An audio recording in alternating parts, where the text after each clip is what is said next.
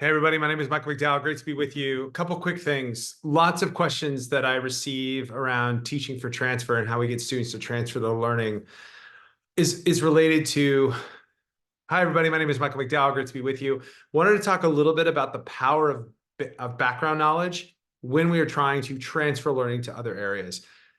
And one of the things I can tell you is that you can't transfer skills. So you can't transfer reading and writing skills if you don't have background knowledge in order to do it. So if I don't have enough background knowledge in European history, it doesn't matter the reading and writing skills that you teach me, I'm not going to be able to apply those. For those of you who are listening to this and are watching this and you're thinking, okay, well, I want to challenge that a little bit, Michael. I would say, so pick a sport you don't know anything about. If you had to write about it, how well would you do in that? Like if you don't know anything about American football, your ability to be able to transfer your reading and writing skills are not going to be that effective. And there's tons of research on this.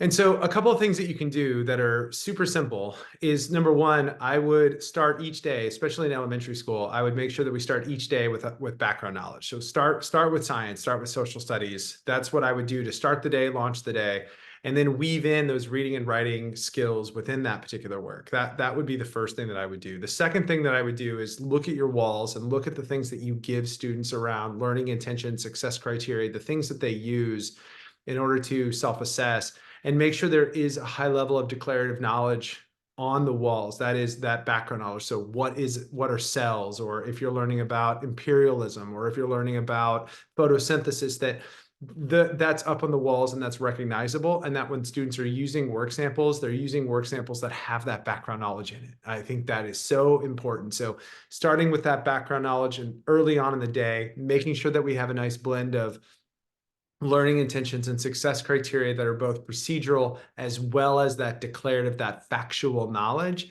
is going to be essential in order for students to then be able to transfer, which leads me to my last thing, which would be when you are building learning intentions and success criteria, my suggestion would be to take that declarative knowledge and that procedural knowledge and then write some success criteria of how they integrate together. I will apply my understanding of photosynthesis in an argumentative essay of protecting plants or something of that nature, where you're going to take the argumentative piece and take that declarative piece and put that together. Lastly, just when you think about interventions and you think about tier 2 interventions and the types of things that we do when students are struggling, one last suggestion I would give you is before you start to try to intervene on their skills, pause and say, do they actually have the background knowledge in order to use those skills?